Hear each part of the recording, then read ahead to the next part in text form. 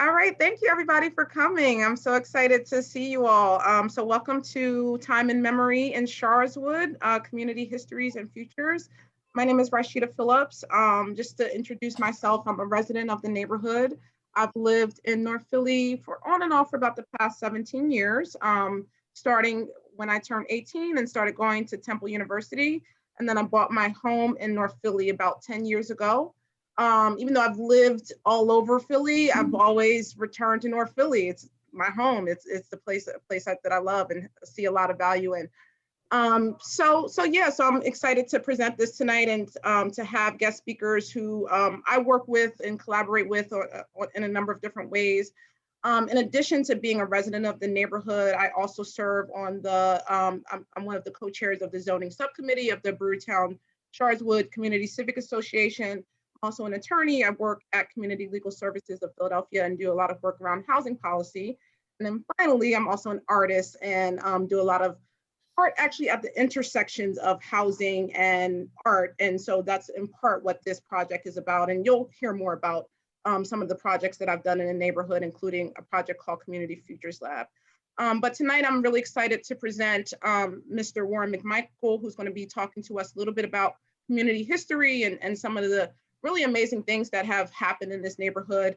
Then we're going to have Maya Thomas, who is a person who has worked on a project in the neighborhood around the Docks Thrash House. So Maya will tell you all about that project and some of the efforts that have been done to save that house. Then I'll talk about Community Futures Lab a little bit. And then also we'll have some poetry from my partner, who is part of an art collective that I'm in called Black Quantum Futurism. And then we'll have a little bit of community discussion and then we'll close out the night. But before we launch into that, one of the first things that I wanted to ask people, if you can put it into the chat, or if you want to share, what's the first thing, or what are things that you hear about North Philly when you're talking to someone who doesn't live in North Philly? So whether it's the media or someone who doesn't live in Philly or someone who lives outside of North Philly, what are some words or some things that people associate with North Philly? Well, I can tell you my daughter does not like that I live down North Philly at all. She wishes that I would move. She just thinks that from the streets, the potholes in the streets, to just, at the corner of our block, the guy that owned the store, he was killed, and it was a lady that was raped around the corner. It is some violence around here, but I don't feel unsafe personally myself. But my daughter, she just does not like me living in North Philly at all. If she could get me out of North Philly right now, I would be gone. But I told her I don't have a problem. Now she does let let me get my granddaughter, have her come, and play. But I keep a watchful eye on her, But when she think of North Philly, she just thinks of violence, the potholes in the street. This another thing. She believes that nobody down here in North Philly wears masks. She thinks that that everybody in 19121 has COVID because they don't wear masks around here. But yeah, those are some of the things that she thinks about North Philly. Right. Thank you for sharing that. And yeah, I think a lot of people, and Mr. Bello put into the chat, violence and crime. I just did today just a Google search for the word North Philly in North Philadelphia. And the first 3 pages of the Google search were gun violence, people got shot. The only positive thing was that they're starting COVID testing in North Philly and doing some vaccination. So yeah, that's definitely an association. What about anyone else want to share?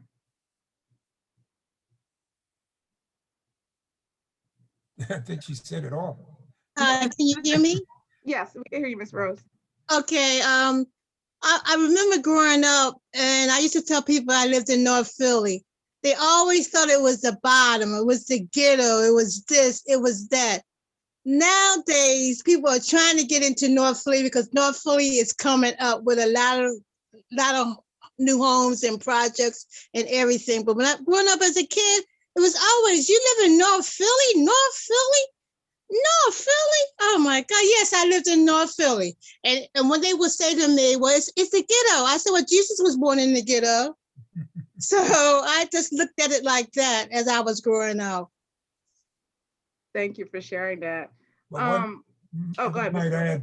add, one thing that people forget though is when they define North Philly, that goes a lot further north than just where we live. I mean, North Philly kind of starts at Pennsylvania Avenue and moves all the way up to Erie Avenue and Allegheny. So when they report things, it also includes those particular areas. And, you know, people forget that. It goes all the way up to where Logan kicks in, and then there's a different name for it, so to speak. So everything that's reported, it says North Philly, is not necessarily where we live. Yeah, because I lived at down Erie Avenue, 13th from Butler from 1973 to 1990. So it was You know just what as I'm talking bad as about. it is here. So, you know, Yeah. I mean, back in the 70s, it was nice as Nick, but you know, as the years went on, you know, but yeah, it was still North Philly to me. I generally introduce No. myself as a 70 plus and a 19121 zip code North Philadelphia lifer. And I know that we've heard all of those things about North Philly, but you know, all the school I've ever done, elementary, junior high school, and college was in North Philadelphia. And I noticed as Sharswood,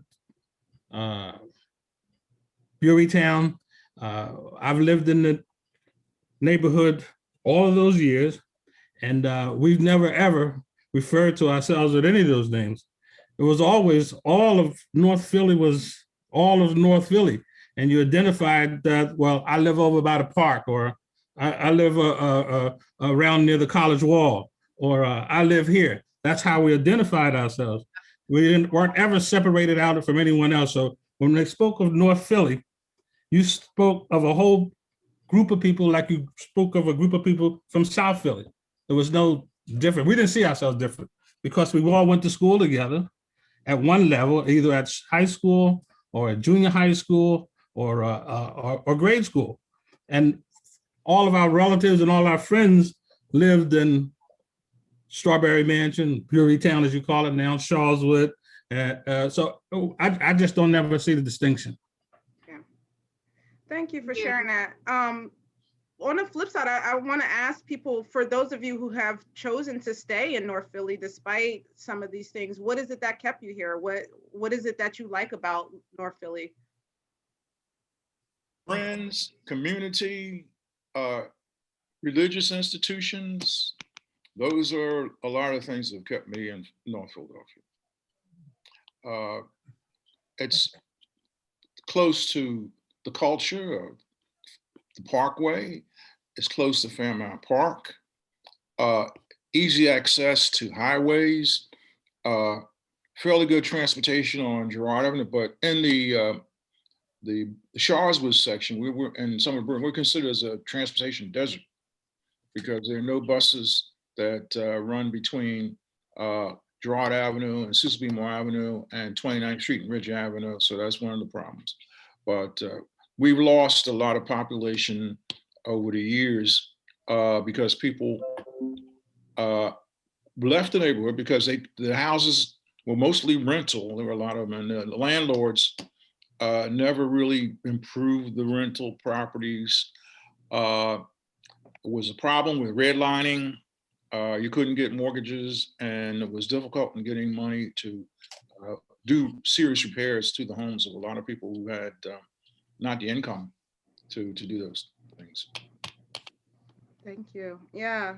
Does anyone else want to share any good things about North Philly that keep you here? You want to hear good things? Oh. Yeah, Community, the reason- religion. Sorry, Mr. Bello. Yeah, the reason I stayed, and I said it the other day, Sheila and I are celebrating our 55th anniversary this year, God willing, the creek don't rise. And I used to come court her when I lived in Raymond Rosen Project and I had to walk from 23rd and Diamond to Sharswood Street. The reason I stayed here was that at that particular time, Sharswood Street, for the 2400 block specifically, was considered an oasis in the middle of the desert, so to speak. There was 90% homeowners, and there was a camaraderie that still resonates, even though I'm and Sheila are the only ones left now. But we had, how would you say, friends and family where we just knew everybody and everybody knew us and everybody respected the same. And that went around the corner. I mean, over to Stewart Street where Warren lives and further down. I can only add one other thing to Mr. Williams' comment, though. There was a time that I remember that they were identified as the valley or the village or by the gangs. Yeah, The Morocco. yeah, yeah. Don't forget that. Okay, but you know, the issue. I was born and raised in South Philadelphia, and coming up here was like a shock because this was a busy place where at the time that I lived, 1300 South Bancroft Street, you could sit out all night and you wouldn't hear anybody. You know, it was just like everything turned off at a certain hour. So coming to North Philly was a different experience for me. But in all of that time, most of it, not all of it, but most of it was positive. And the only time I ran into some real problems was when I was outside of North Philadelphia, to tell you the truth. So, you know, that's my experience on it. And, you know, that's why I'm still here, I guess. Well, I really never ever thought about leaving. You know, all of my brothers and sisters and all were here. And the fact that I don't think anybody really wants to leave the neighborhood. I know all other than neighborhoods over the city, they people stay there. And when their children get old, they try to help them to find a house around the corner somewhere else. Yep. We never leave. Yep. And if you have that kind of community and you get to enjoy it, I think as a people, 9 times out of 10, we got a lot of, we're always trying to get out and everybody else wants to stay where they are. A matter of fact, your parents, through whatever their reasons are, always encourage you. You want to get out. You want to get your education and get out. And all the other communities, they never talk like that about when you get older, get out. It's like you go get your stuff, education maybe out, but you come back and you contribute to the community. And that's what makes it whole.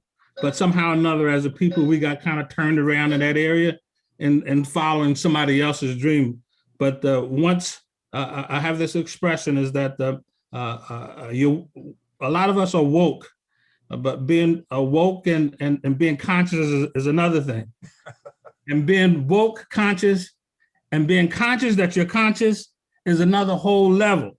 And when all of those things fit in place, we find let me. I don't want to talk too much. Go ahead. I could go on like this forever, though. I have to stop myself because there's a whole lot of other people here, and I can talk like that forever. I know, cause I'm going off of what you said, because you know, staying in North Philly, but my son left. I didn't want him to leave, but he left when he was 18. It was a drive-by shooting at my house. It wasn't anybody that lived there, was somebody that was visiting us. And when the guy was coming in, somebody called his name, and when he turned around, they shot him. And if you saw this young man and my son standing a block away, you couldn't tell them apart. And it scared my son. And it just so happened he got a young lady pregnant too. So they moved up to the mountains.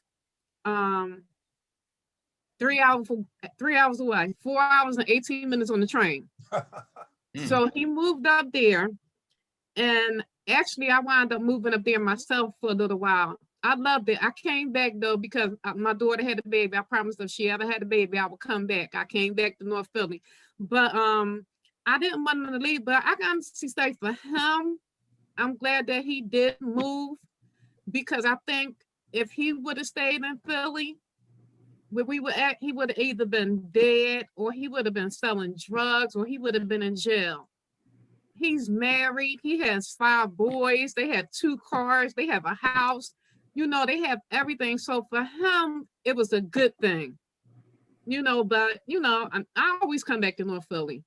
You know, I always come back and, you know, for me, like I said, raising my kids here, when I was raised, I was raised in church, you know, Sunday school and going to, you know, church, and they would take us on trips, and, you know, the neighborhood kids, Saturday mornings cleaning and then going to the movie theaters. And, you know, I wanted that for my children too, you know, I wanted it for my grandchildren too, but, you know, but yeah, I love North Philly. You know, I love it. So thank you so much for sharing that. And we'll have more time to talk towards the end and share some more memories and things that people want to share. So I'm going to introduce the first speaker for tonight, a poet by the name of Kame Awa. She's going to read a short poem for you all. 1 second.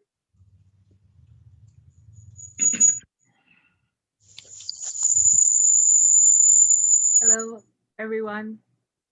hi. Thank you for having me here. How you doing? I'm just going to read a short piece. It's called Quantum, Black in the Moment. And I was really thinking about North Philly, so let's see if you could get into it with me. Here we go. I danced through the trials of my father, a war dance, Nganzi, a child alone in the world, back against the tree of family, strong winds of gratitude, collecting seeds, growing future fathers outside of drug and prison wars, and outside of American encores of injustice. Quantum, Black in the moment, stacked up particles, Reverend Leon Sullivan, Aerospace Agency, North Philly Satellite, Doc's Thrash, painting shadows of the future, Ridge Ave, Gateway, Free Jazz Highway, low grown bubbling, Coltrane, Strawberry Mansion, a love supreme, plasma through concrete, life's a dream, high screeching feedback Rosetta, looping the ever-present wave, quantum, Black in the moment. Thank you very much. That was beautiful. Thank you. Thank you. Now that's North Philly. Yes, it was. Yeah, That's North Philly. That's North Philly. Yeah, all of that. Thank you so much. I'm glad you all enjoyed it. So next I'm going to bring up Maya Thomas, who's going to talk about the Doc's Thrash House. Hi, everybody. My name is Maya. Like Rashida mentioned, I've been in and out of meetings for the past 4 years on either project I've been working on in North Philadelphia, one with the North Philly Peace Park and one with the Doc's Thrash House. And so I'm here and excited to talk about the Doc's Thrash House and actually talk about it in a sense of not maybe, but absolutely this house is going to get saved. So I'm very, very excited for this to be my first stop and to actually talk about this house in this context. I've been here before and I was like, I don't know, maybe, we hope. So I'm very, very happy to come back to this community and share that news. I've been working and got interested. I am not from North Philly, I'm from Los Angeles, but I've definitely been here for a long time and started exploring this neighborhood as a graduate student and learned so much about the history of this neighborhood that I needed to stay and kind of get involved. And so that's how I've been working for the past 5 years.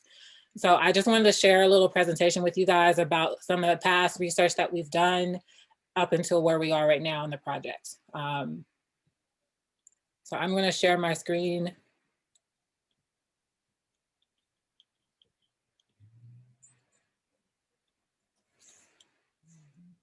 So right now, this is the Doc's Thrash House. It's located at 2340 Cecil B. Moore Avenue, right next to the Cecil B. Moore Library branch.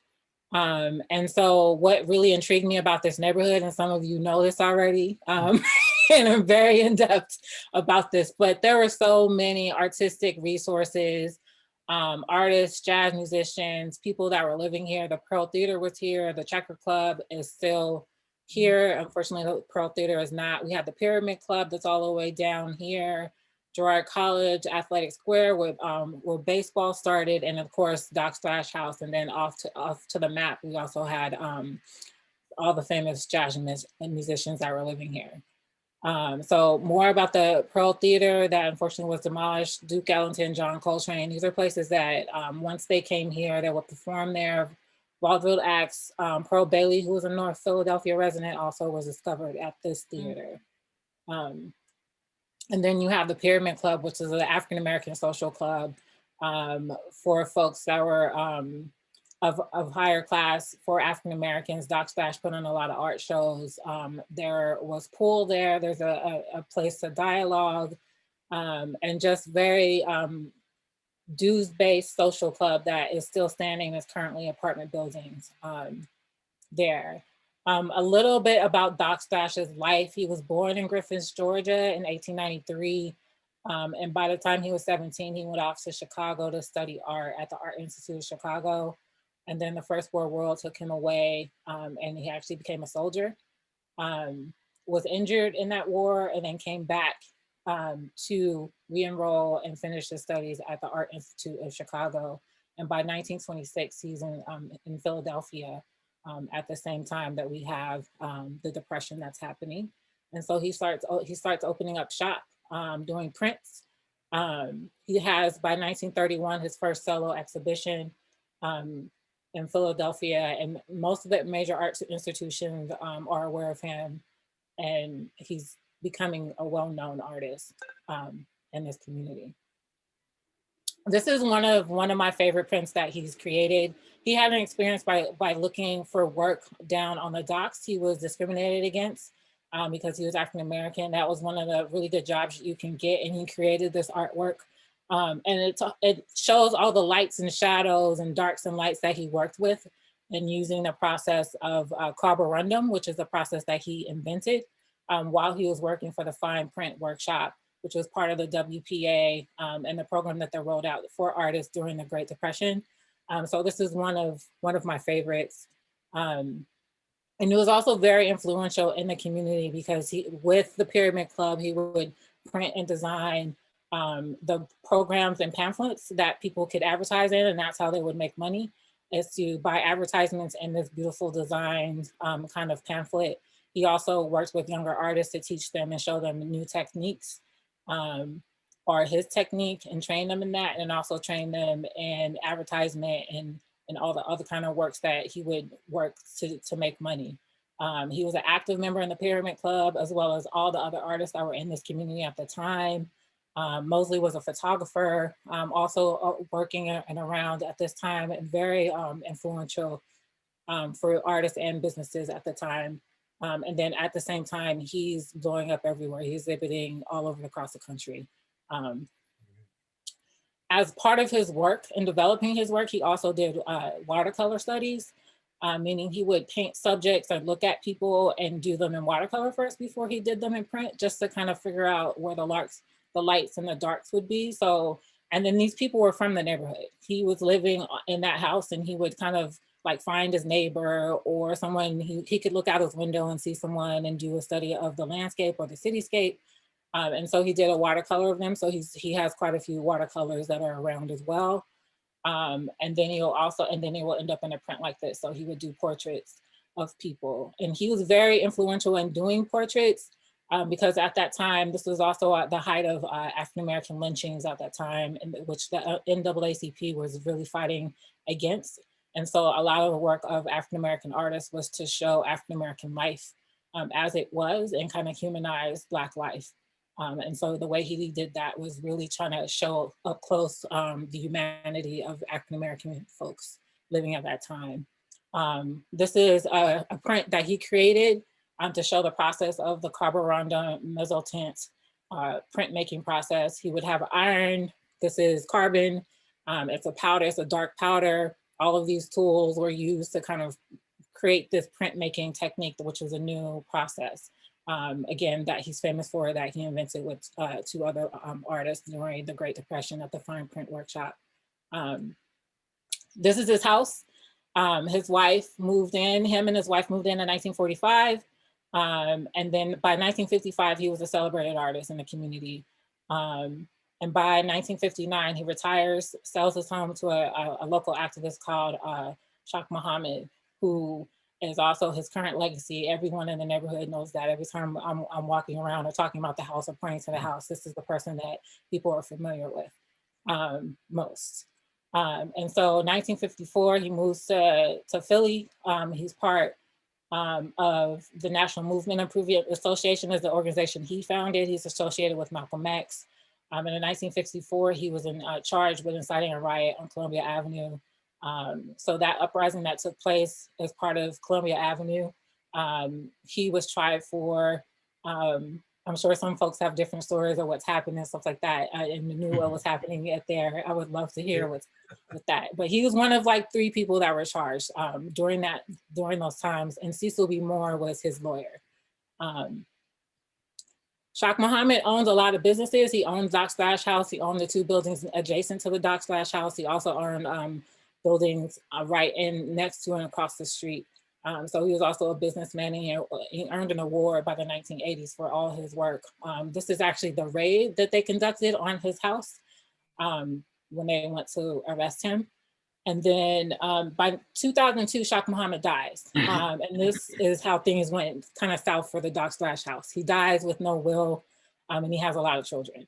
So that left us with a tangled title and no clear owner or path to ownership to kind of save that house in its incredible legacy. This is a map of the present day Sharswood from about 3 years ago.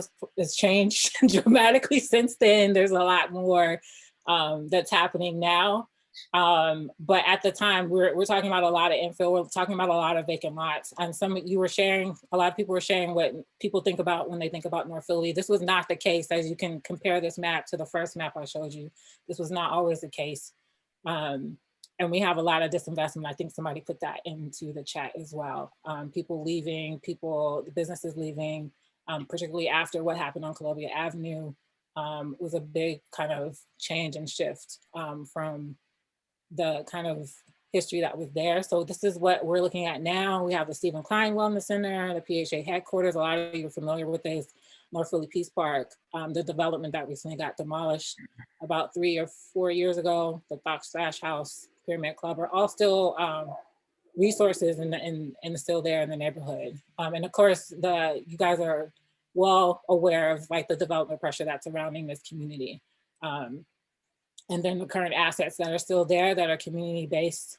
And looking at this map, we have the Stephen Klein Wellness Center, we have the Rec Center, the North Philly Peace Park, the Doc Splash House is sitting and kind of posed to be that anchor of bringing back the historic arts that were here. It's something that's missing. And it was a big, big part of this neighborhood. And then we have the library, and then of course the Malcolm X house that's there as well. And so in this partnership and looking at all that history and kind of thinking about that for the last 4 or 5 years, we've been thinking about what's the best way forward to save this house.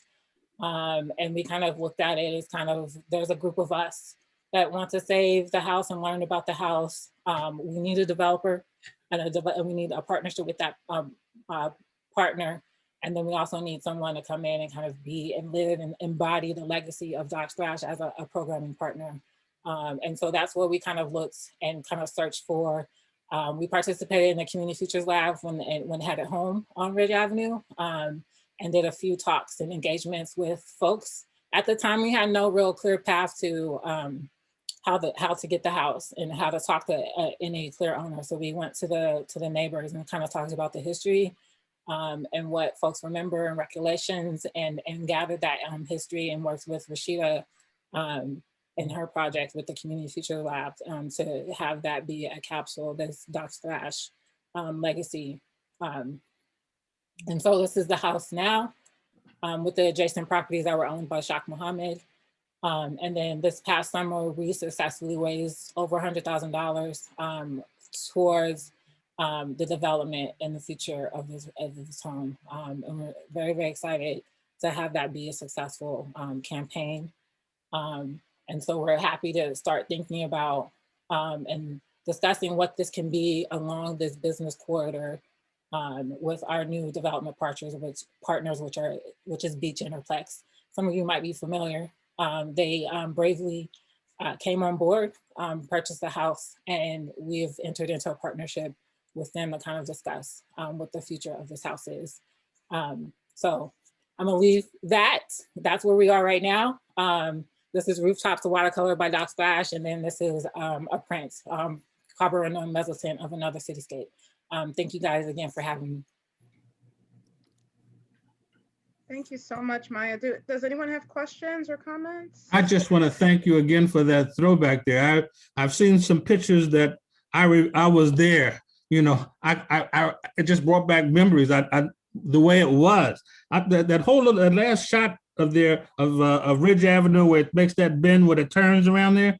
I got a million stories about that. It's kind of like some of us been around to remember the TV show called the Naked City, and at the end of it, it says there's 8 million stories in the city. This is just one of them. I got a million of them, but that was great to see that. I haven't seen it like that in all of those years. That picture. Thank you. My question is just what are you aiming for? Is it going to become, is the house going to become a museum, or is it going to be a workplace for, you know, upcoming artists and, you know, what have you? What do you see as the long range plan for the Thrash House? We have some goals in mind, and one of those goals is to definitely bring back the arts in a big way to this community. It's one of the big things that is missing from this community that was kind of taken away through disinvestment and all the things that have happened to this neighborhood and community. I can't be specific at this time, but that is our major goal, is to have some kind of arts organization or some kind of art service or focus-centered business that is service-oriented back in that building. Any thought of partnering with, say, the Barnes? There are lots of thoughts. I should say that we're currently a group of 3 and currently experiencing a lot of growth. And so part of my reason to be here is actually to kind of start recruiting some more people to really manage and help us kind of really think about and take all the opportunities that are coming our way and really explore all those options. But yes, the Barnes, WPA, the Fine Print Workshop is now PAFA, the Philadelphia Museum of Art.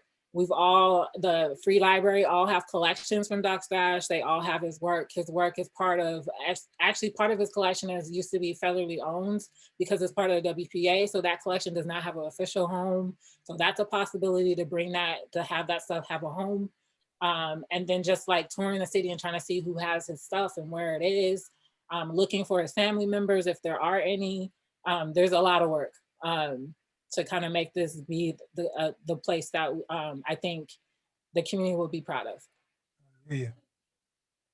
I was looking at that scene in back of you of the Milky Way. Is that a mural or a picture?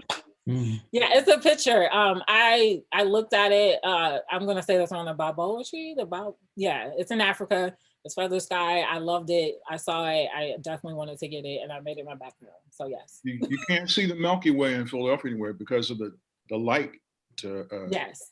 It's, you know, pollution, light pollution. Yes. Maya, I would tell you also that attending junior high school, Vaux Junior High School, all of my about 3 of our classmates, together with classmates and others, we used to meet at the library all the time. That's how we had dates. That's back in that day. That's the only time we can have a date and get with each other. Right after school, we leave out to go do our homework, and we all meet at the library. But we had to be very quiet. They had to quiet us down sometime. But I know that place, and I know like the back of my hand. Thank you again. Thank you, Maya, guys. thank you so much. That was amazing. My mind is totally blown. How can we get in touch with you to learn more and try to help? So we have an Instagram. It's at at .thrash. You can follow us and email us there. I can also put the email in the chat for tonight, so you guys can follow up and contact us. So Thank yes, you. yes. Thank you. Any last questions for Maya about Doc's Trash House? Okay, great. So she'll put her contact information in the chat, and if anyone wants to follow up with her about getting involved, please reach out. So next we're going to hear from Mr. Warren McMichael, who's going to talk for about 10-15 minutes about some of the neighborhood history as a lifelong resident and as the president of the Brewerytown Sharswood Community Civic Association. Thank you, everyone. My name is, as Rashida introduced me, is Warren McMichael. I'm a retired educator from the Philadelphia school system. And she asked me to do this presentation on the history of Sharswood. And so I'm going to probably start from about the 1930s, 40s on up to the present. I've broken down the discussion into things such as recreation, education, medical systems, movies, religion, and organizations. And I'm going to start with recreation, which is the Athletic Recreation Center at on the 14th block on North 26th Street, which runs between Master and Jefferson Street. And they celebrated the 100th anniversary in 2015. The recreation center is kind of old now. Some work has been done, but this is one of the things that the community is trying to do, is to get a lot of new renovations done to that facility. We did a process a few years ago. Mr. Bellows will let you know that we encouraged them to renovate the swimming pool, and I think it was like $200-something thousand that Darrell Clark brought in to renovate the recreation center. Over the years, it has a history of baseball at that location. Before the recreation center was built, it was a home for the athletic baseball team. And they played baseball there going back to around the Civil War time or pre-Civil War. It stated that in 1876, which was the centennial of the United States, the Japanese delegates came there to watch a baseball game. And that was the first time that the Japanese had ever seen a baseball game. And evidently they were very impressed and went back home and started baseball in Japan. Some of the other things they had there was swimming. In the summers, they used to have swimming lessons and contests and those sort of things. Basketball was a big event there.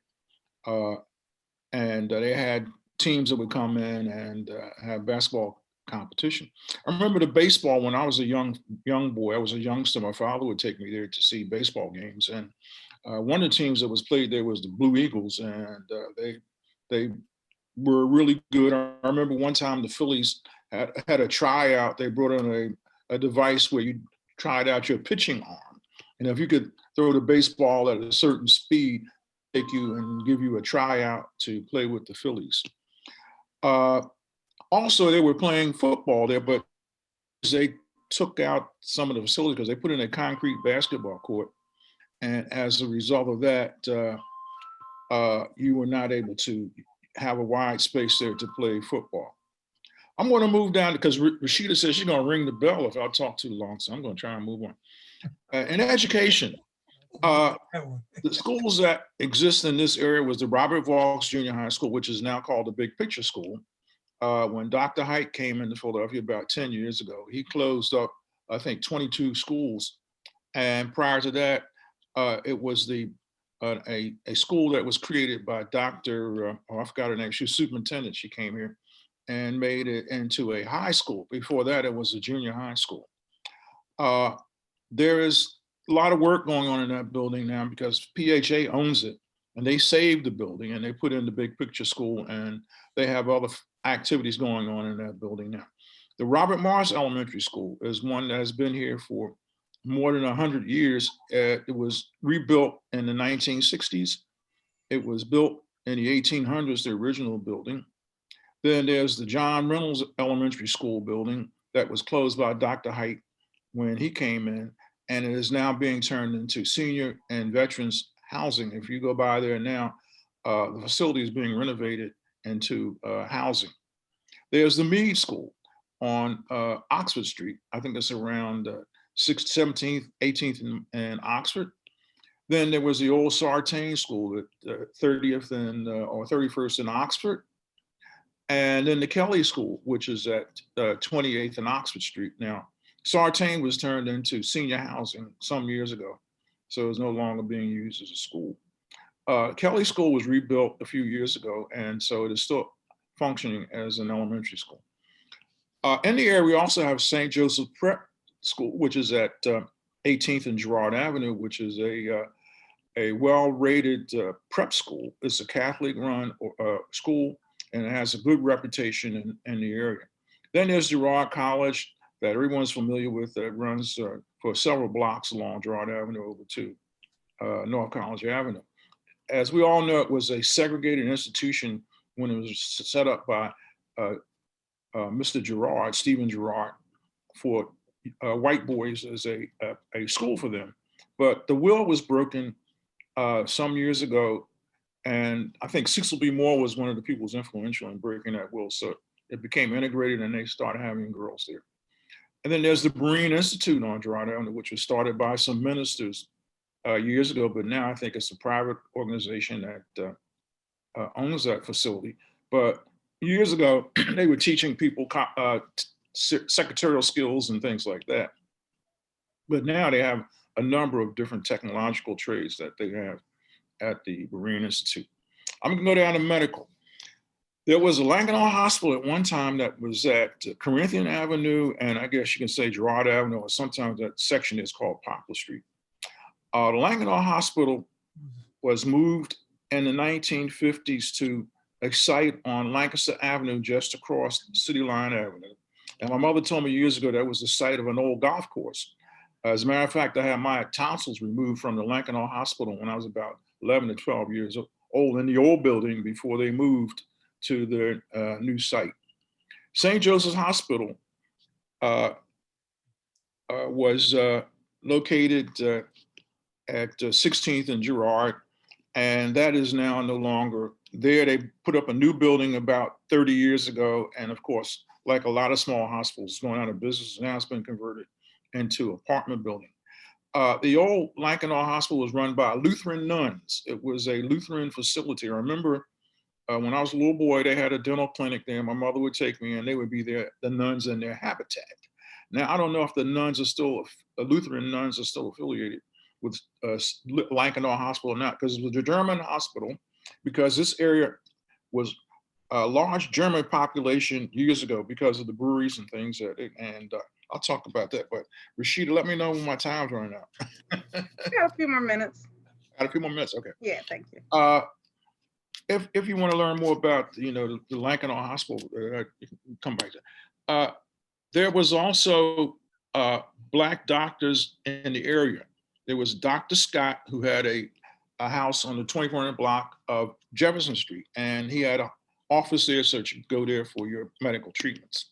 There was a Dr. Hammond who had an office on Oxford Street in the 2400, and I'm understanding that he was a homeopathic physician, but he was well respected in the community.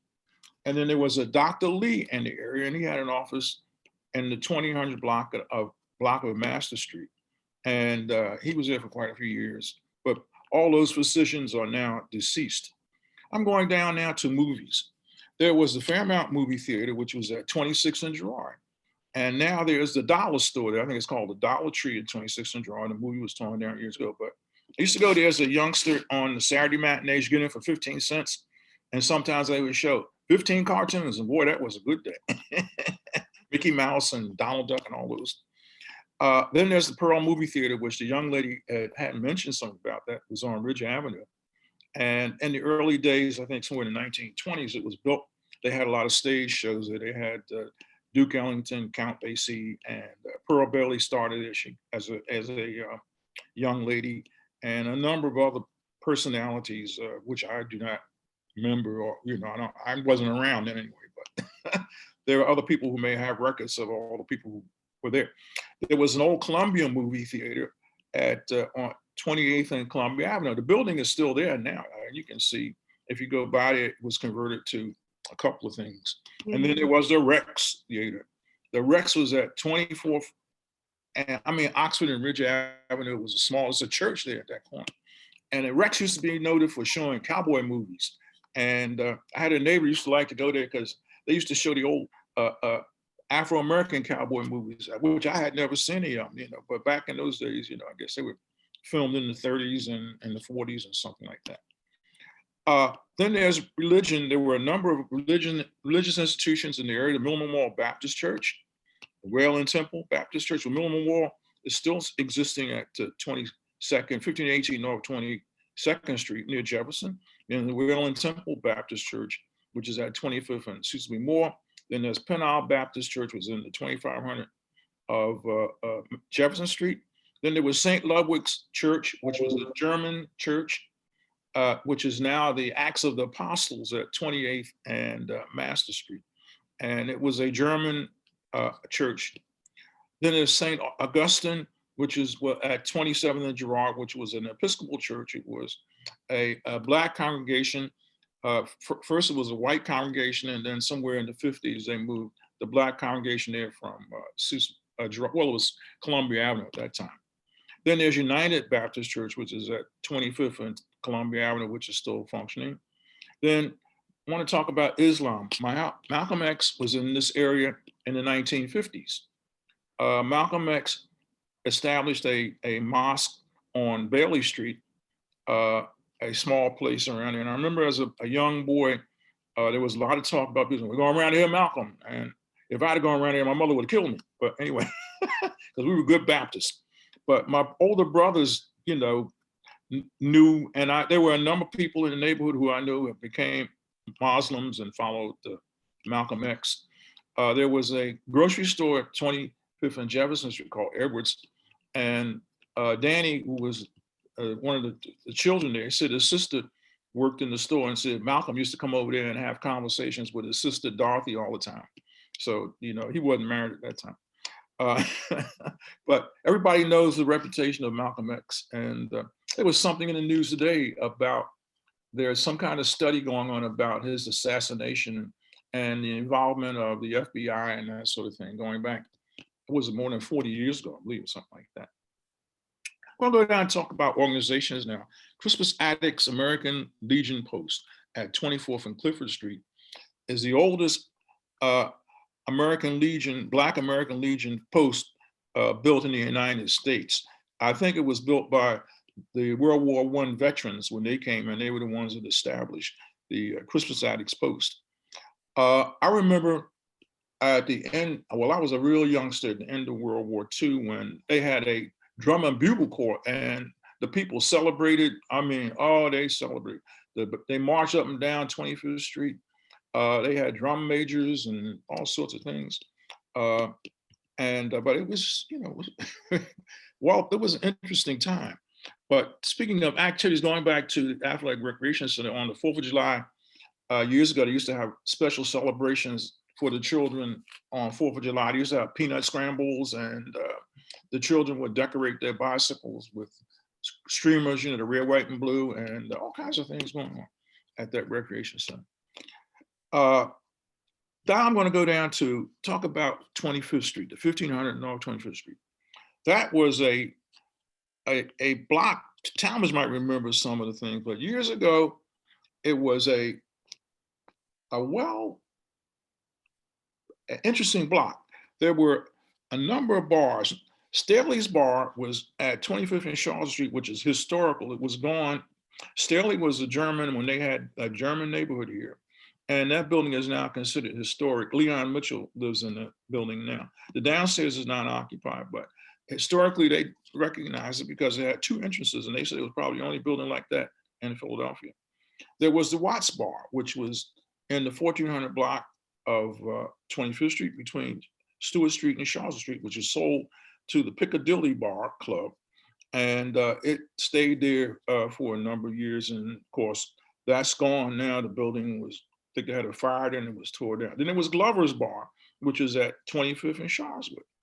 And then there was the 25 Bar, which is at 25th and Master Street. And there was a lot of activity going on 25th Street in those days. At 25th and Master, there was an American store, which was a store before the Acme Markets came into existence. Of course, then there was Edwards Grocery Store at 25th and Jefferson. There was Ben's Grocery Store on the corner at 25th and Master, across from the Acme, the American store. Then there was Ballard's store, which was at in the facility at 25th and Sharswood Street, which I was just talking about, which is a historical building. And it was a grocery store. And that was the last time it was probably used until Leon Mitchell put in a print shop there, which nobody's getting things printed anymore like they do it on their computers. On the corner of 25th and Stewart Street, there was a shoe repair shop. And the man who owned it was Adolf Greenberg, who was a German refugee. He repaired shoes. Then at 25th and Sharswood, there was Boris Levin's tailor shop. He was a refugee from Russia. And then there was Jesse's shoe repair shop, which was at 25th and Sharswood Street. So all this was on 25th Street in the 1400. Then there was Charlie's Restaurant, which was near 25th and Harlem, where he sold hot dogs and hamburgers and things like that. Then there was Warren's Restaurant, which was at 25th and Jefferson Street on one of the corners there. And they sold hamburgers and hot dogs and hot sausages. And my sister used to send me over there all the time to get her ice cream. Of course, I got ice cream too.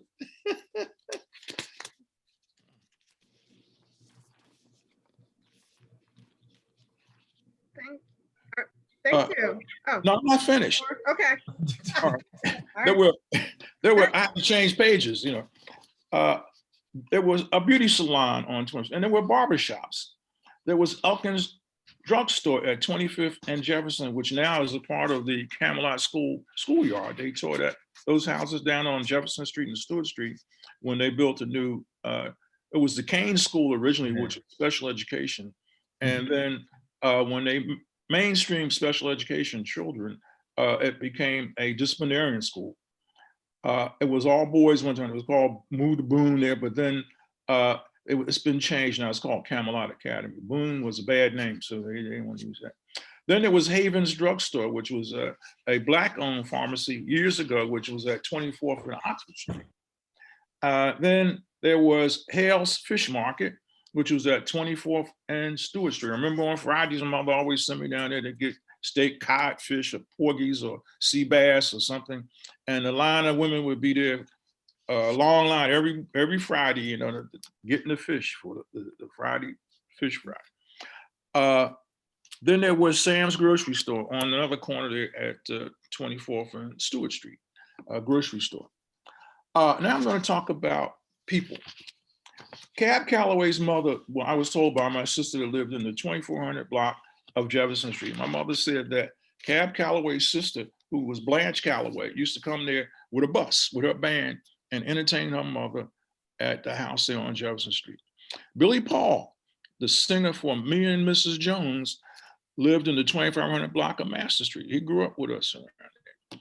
Then there was Billy Wilson, who was a resident of the 2400 block of Sharswood Street, which Talmadge knows very well. He was a ballet dancer, and he went on and danced with the Netherlands Ballet. And he was, you know, he's deceased now, and he was noted for his dancing. Then he had a brother. His brother was Calvin Wilson, who was an attorney. We had an attorney, and we're other attorneys, and they lived in the 20 block of Sharswood. Then Councilman Thomas Mcintosh, one of the first Black councilmen in Philadelphia, lived in the 2500 block of Sharswood Street. And of course, we all knew, you know, Councilman Mcintosh, those of us who lived in the area. Then I was going to talk about Artist Doc Strasburg, but I'm going to say nothing about it because that's been covered. Gerard Avenue, 45, 50 years ago, was a different place. There was Aiken's Pharmacy at Gerard and Taney Street. Then there was Glassman's Pharmacy and the corner of next to where the dollar store is now. And Glassman not only sold pharmacy, but he sold, you know, all kinds of items, you know, men's shaving products, shaving lotion. You could go in there and buy Timex watches and, you know, all kinds of stuff. He was like a Rite Aid. And he was a wholesaler too. He used to sell wholesale stuff. Then there was Braverman's Hardware, which was on one corner there at Gerard and Taney Street. Then there was Nagelberg's Hardware Store, which was in the block between 27th and 28th Street, not far from the church on the corner. Then there was a jewelry store there in that block. I remember as a child, they had a mechanical Santa Claus in the window, and Gerard Avenue was decorated beautifully on Christmas. They had Christmas wreaths and all the stores decorated for the Christmas holiday. There was a fabric store in that block where the ladies would go and buy curtains and draperies and things. And then there was Heller's Bakery up the street where my mother used to send me on Saturdays to buy cakes and one of the pies, I think it was called a lemon, what was it, lemon pie? I forgot what they called it. Lemon meringue, that was what it was, lemon meringue. Yeah. I see Thomas is getting hungry. If you could take one more minute and then. Oh, okay, all right, let me see. Then there was a flower shop, there was a 5 and dime store, an Acme Market on the corner of 28th and Girard. Then there was a men's clothing store in that block, and there was a Tomacan shoe store. I could tell you stories about that. Then there was a tobacco store in that block that, they sold tobacco products. And the last thing I'm talking about was Otto's Butcher's Market, which was at Oxford and Bailey Street. And he was a German butcher, Otto, and they had a slaughterhouse in the back. And at one time they it became a hog slaughtery place. But anyway, I'm gonna stop here.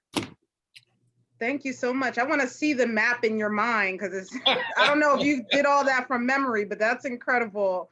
Well, that young lady showed the map, know, and if I'd had it in front of me, like I was a teacher, I'd take my pointer and, point to those. I would just like to add one thing. You went over Leon Mitchell. Don't forget, Leon Mitchell was the band leader for the Uptown Theater, and his wife, Ella Gott, still making music.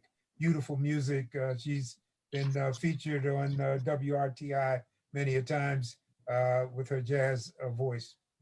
Yeah, and he also back to the original question for the early on. Now, under those circumstances, you tell me why would you want to leave North Philadelphia? Right. Everything we were a self-contained community now. So it begs the question: what happened? It's gone. What happened? And so that is the story that I want to tell about the people. And what happened to a lot of the people from I know Warren and I know Talmadge. I know these brothers. They was raised in the neighborhood with my brothers at the same time, and so he was at the top end of Sharswood Street, and my peoples and my wife's people and all was at the bottom end at the 21st Street. From 21st Street and Sharswood straight on through Sharswood was the neighborhood. I can talk about that. But then the question again comes to is when the whole thing with gentrification and all the things flooding into our neighborhoods, and you ask yourself what happened. We have been dislocated and relocated 100 million times. My first wife's parents used to live across the street from the Reynolds School before she had to be moved, and they moved on the Sharswood Street, the 21st under Sharswood, but they had to move to make room for the Blumberg apartments. And then our family originally moved in, they talk about the whole area there. We lived in the 2400 block of Jefferson Street. Oh, wow. 2400 block. And you know all my brothers and stuff, Willie Williams and Barry and Bernard and all my brothers. They played basketball together, did all these things together. So I know. Matter of fact, I came to you guys to turn the, well, that's another story. I don't get involved there. But again, our history in 19121 is being moved out and pushed forward and pushed out. I live in Strawberry Mansion now. So in the history of my life, I've been moved. Our family originally was on the other side of Broad Street. We were moved out of there for the town. Yorktown. So that was our first move. That's what brought us on the east side of Broad Street.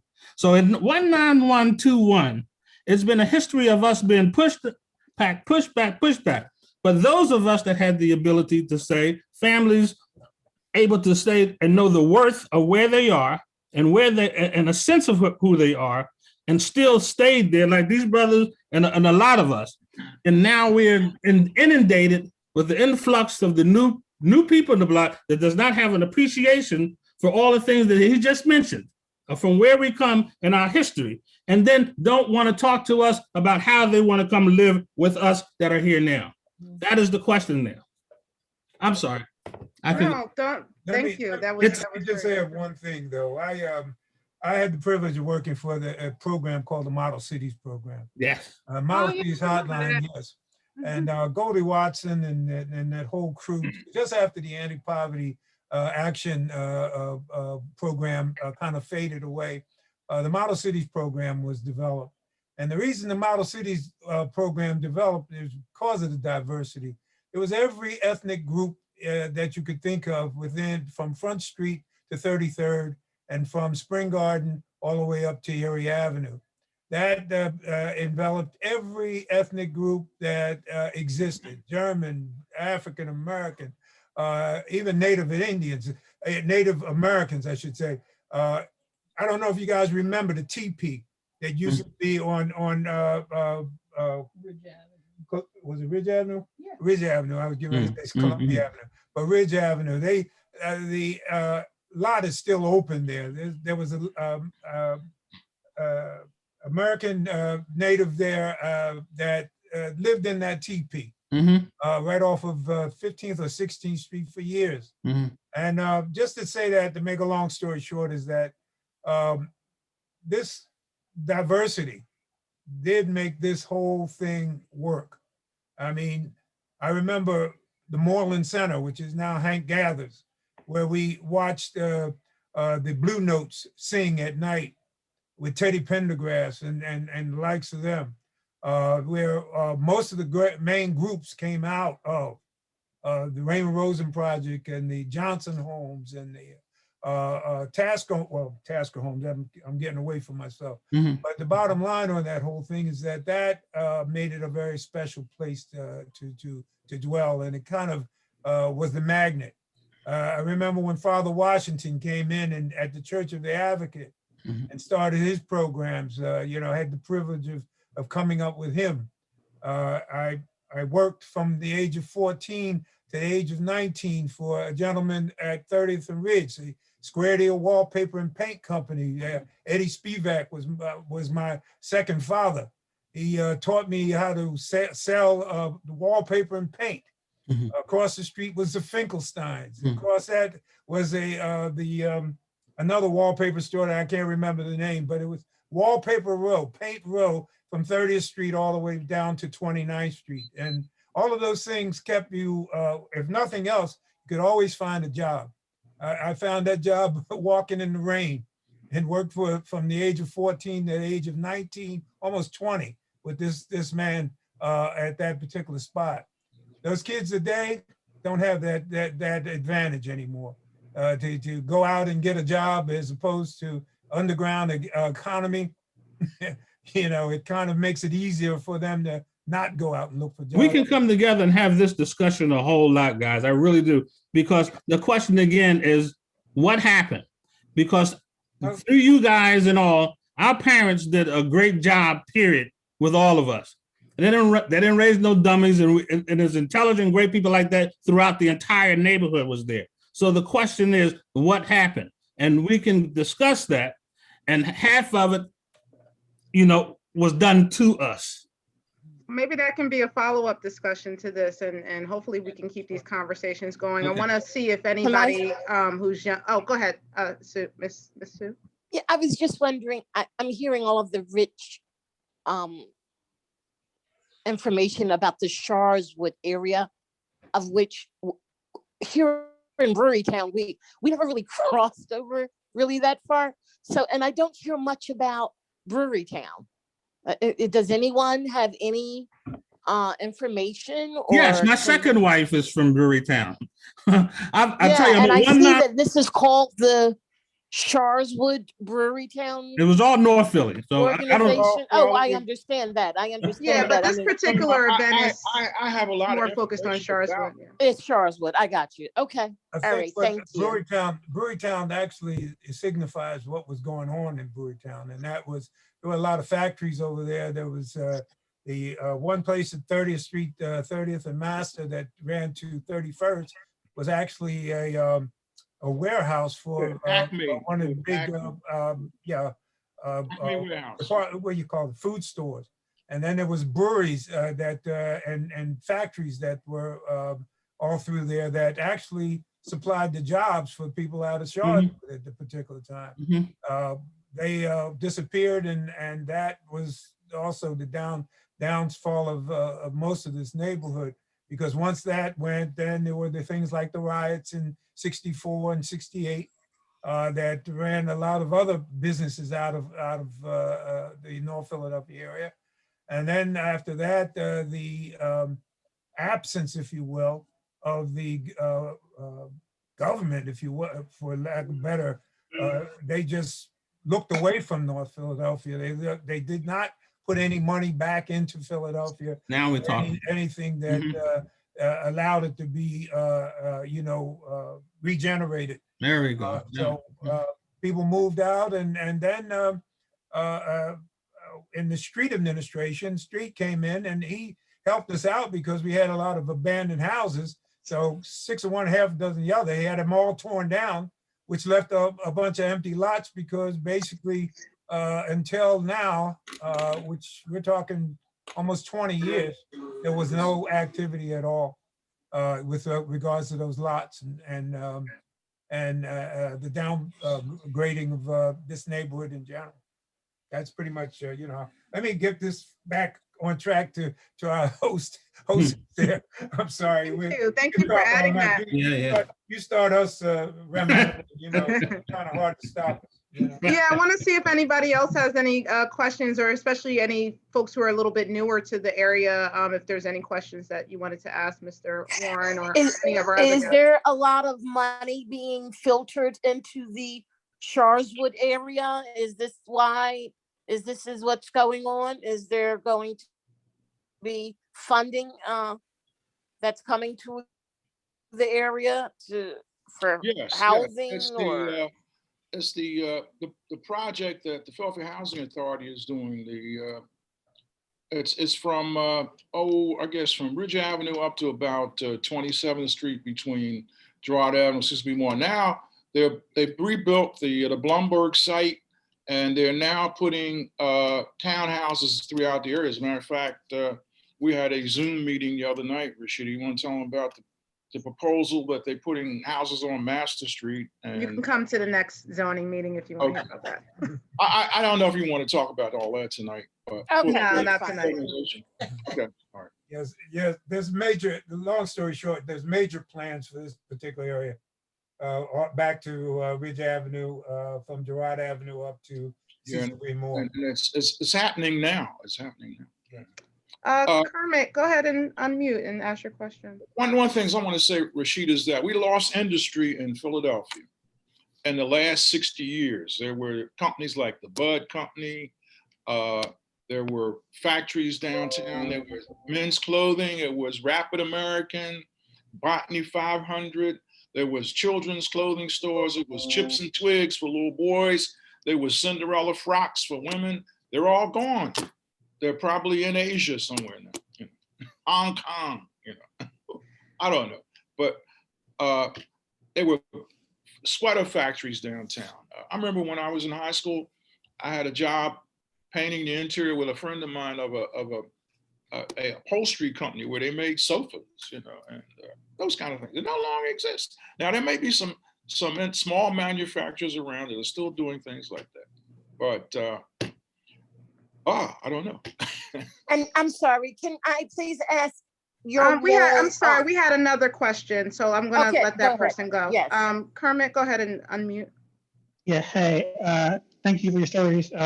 I just wonder if you guys, sorry, I came in late. I'm not sure if you already heard about this or talked about this yet, but have you guys, Calvin, and Warren, and Talmadge, have you had any interaction with the North Philly Peace Park yet? Have you guys been in conversation with them about what's being built there?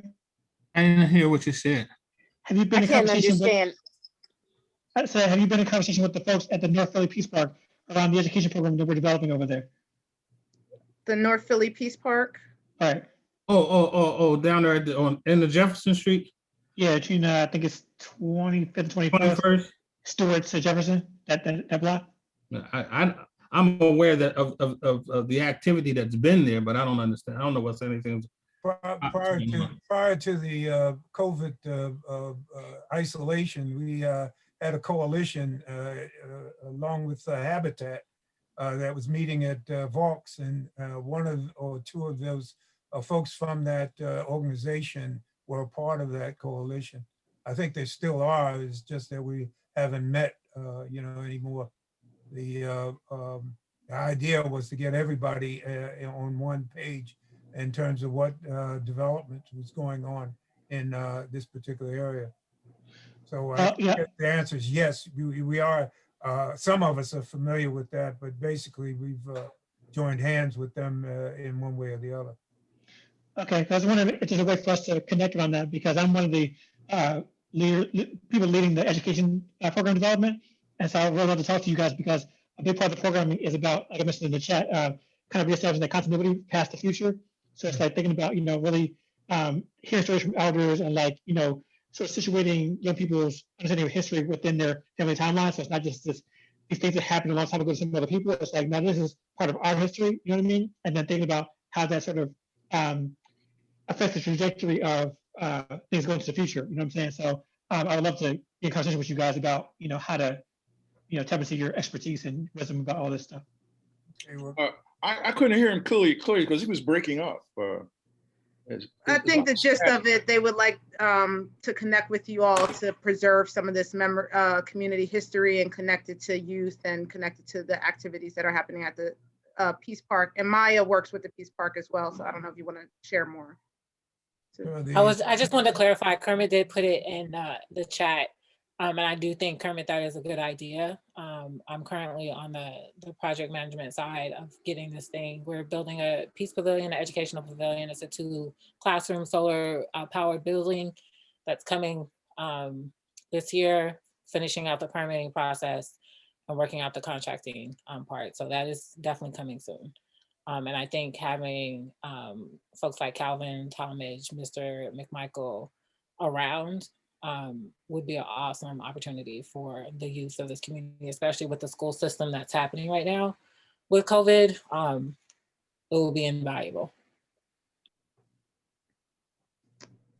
Okay, so I have one more presentation for tonight, and then before we close out, I want to just give folks a chance to connect on any other things that you would like to see, any other programming or kind of discussions that you would like us to kind of host. I'm happy to do that, but I wanted to share one more thing with you all before we go. And I know it's a late evening, so I want to, I'll be brief with this. So I wanted to share a little bit of history. As I talked about earlier, we started a project called Community Futures Lab that was at 2204 Ridge Avenue.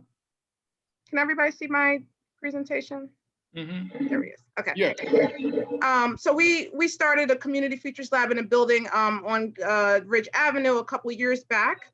The project was called Community Futures Lab, and it was really thinking about things like gentrification and housing, and how we preserve housing and preserve memory in North Philly through the lens of Afrofuturism. And basically what Afrofuturism is it's a term that is typically used to describe Black people in the worlds of sci-fi, technology, magic, and fantasy. So if you've heard of Black Panther, Parliament Funkadelic, all those kinds of imagery and things that they use, that's basically what Afrofuturism is. Even W.E.B. Du Bois, you can see up there, has written sci-fi stories, little known sci-fi stories, and speculative fiction. So Afrofuturism is really just about thinking about that. But the way that we use Afrofuturism is really thinking about how Black people experience time and how we get access to the future and how we're able to connect that future with our past. And so it's really something that's informed by how Black people have dealt with time and space over time, and how we culturally and scientifically and philosophically think about space and time. And again, in part, what it draws on is this Ghanaian principle called Sankofa, which means to go back and fetch it.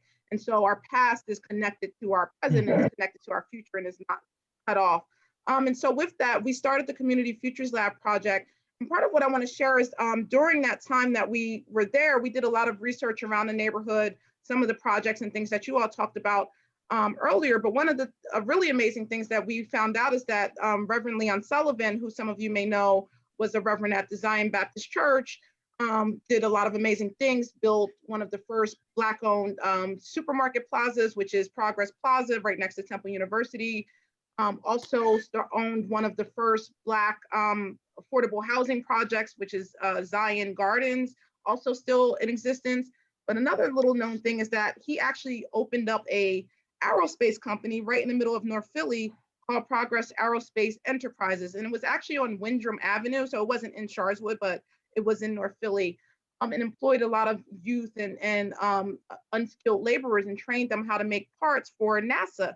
And so he started this company in 1968, maybe about 2 weeks after Dr. Martin Luther King was assassinated, and said, look, I want to see something on the moon that a Black man built, and then started this company, which also had a sewing company attached to it. So we were able to dig out the archives, and there's actually a lot of archives in the Temple University library and digital media around this space factory that was launched. So this is the building, and it was on Windrum Avenue, and then these were the people who were a part of that company. So, and these were some articles and like newspaper articles of the type of people he employed, like when people weren't employing Black women and weren't employing young Black men, he was employing them in his aerospace company, which is really amazing. And so part of this, we wanted to connect this to the legacy is often lost that Black people were involved in the space race, whether or not we were protesting it, we were trying to be astronauts, or however we were involved, we're often left out of that discussion. And so with the 50-year anniversary of the Fair Housing Act and the space race, we wanted to really bring light to this legacy. I'm sorry, I'm getting a phone call, 1 second.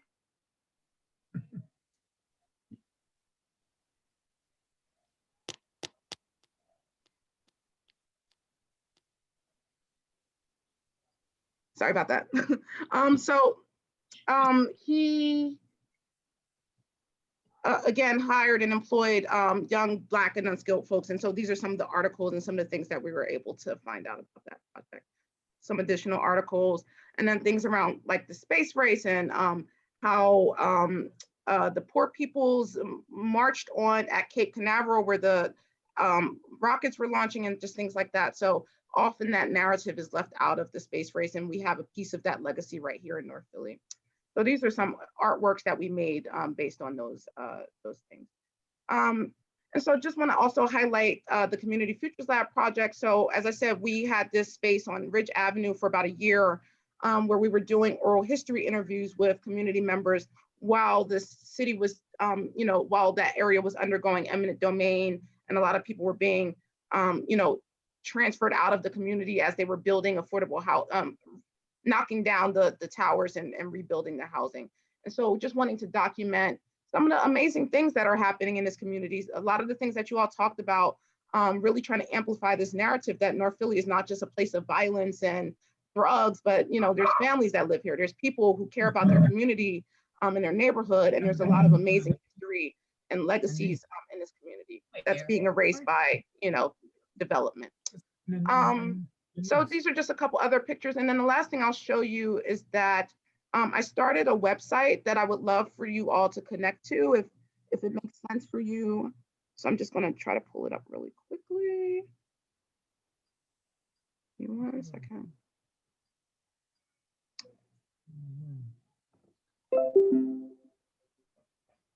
Okay, so I created this website that anybody can join that documents some of the community histories and stories that you all were sharing.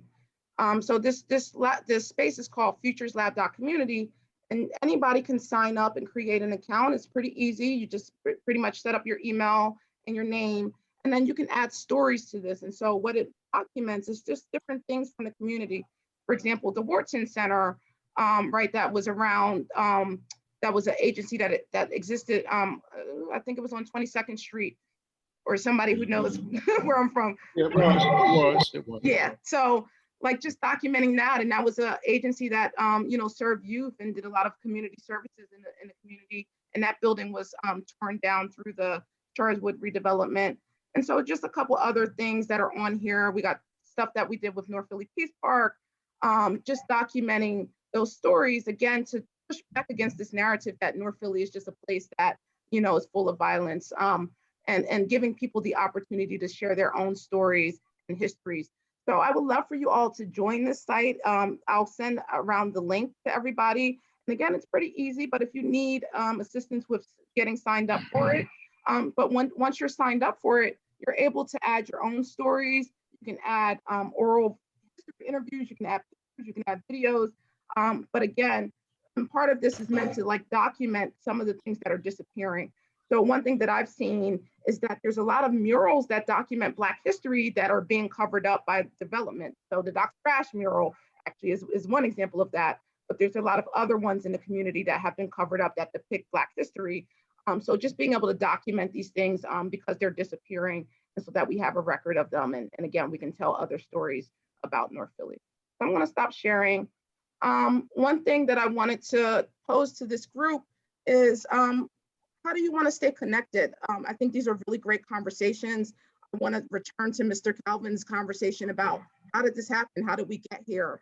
And want to bring us to a conversation about our future. Where are we going? And how can we get there together as a community?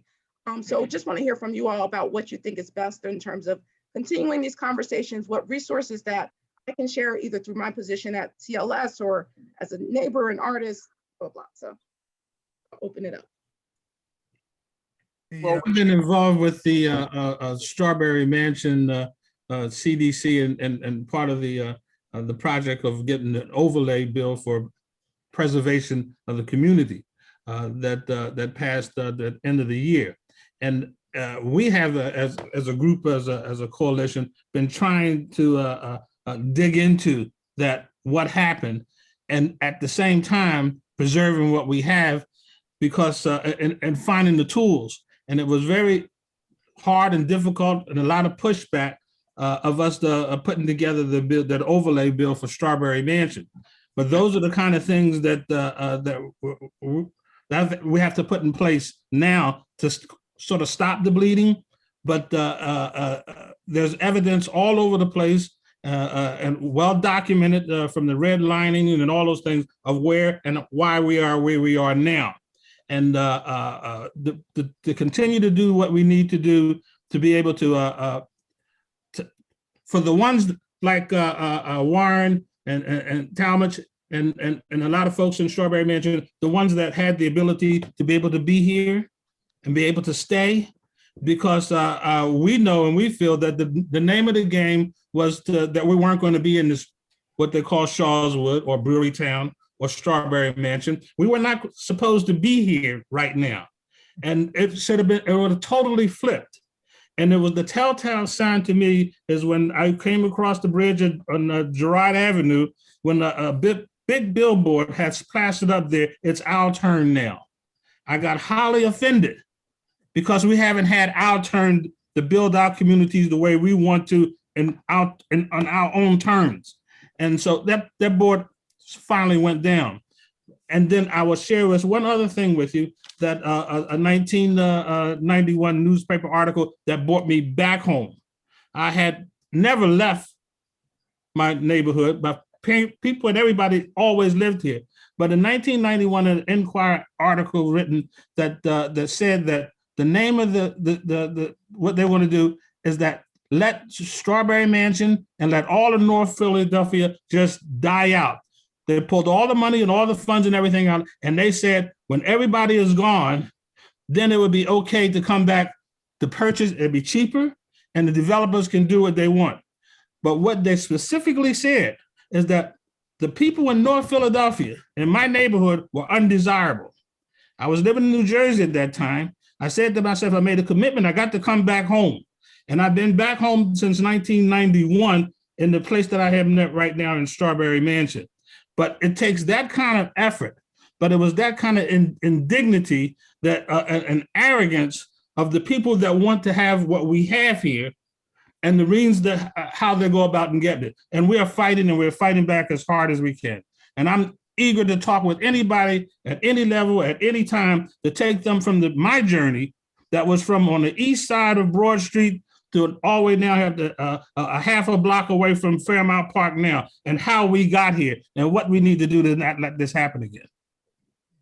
I just want to poke in there, Rashida, just for your information, I have hours of video that I've taken over the years, hours of video, from the neighborhood, from my travel with the SEIU, from my travel with traveling, but basically there's a lot of good stuff that I have. The problem is it's on VHS, old video. I've been trying to get it converted, but things like block parties. We had Elieffi up the street, Billy Paul singing just before Leon Mitchell's mom turned 100. We have the 25th Street Gang giving out gifts to their all the kids and so forth that came during that time period. There were all of these events that in most cases I was able to record.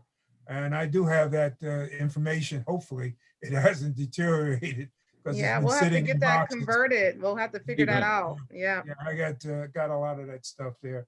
I mean, just moving too fast to take time to deal with. I know what you mean. But this trip has been a full adventure for me. From South Philadelphia to North Philadelphia. I went briefly in West Philadelphia and then moved back to marry this young lady here 55 years ago. Yes, and, basically I've seen some bad things, but for the most part, it's been a positive for me. And that's, more. I met Warren, and Warren and I talked about the fact that I had just come from, what was it? I was up in Massachusetts for a bit with the SEIU after not being there from the time that I worked there with the Navy Yard. Believe it or not, I actually corked the decking on the Constitution as a shipwright. So that was one step. So I was at the Boston Yard for several months dealing with a ship that had messed up the Lexington, I remember, right? And I noticed that we could go and eat biscuits in the morning at a, I can't remember the name of the place, but for about 99 cents, you could eat, you're full. Years later, I came back and you couldn't put 99 cents anywhere, and the place had changed completely. I mean, the whole regeneration of places called the combat zone and what have you. So long story short, coming back and talking with Warren around, was it 1999 or so, and I said, hey, but Warren, the last cheap housing is here in North Philadelphia. It's only a matter of time. I.e., here comes Brewerytown Sharswood Community Civic Association. So I tried to retire after 20 years.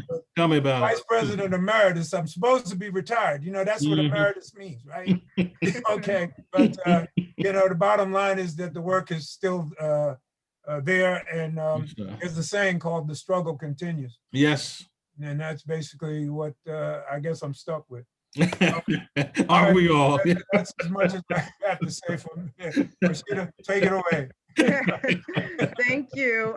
So we got a couple things in the chat about some ways that we could continue these conversations. Someone said maybe quarterly meetings, and a couple other people said that they would like to contribute to some efforts to preserve, get this community history preserved some way.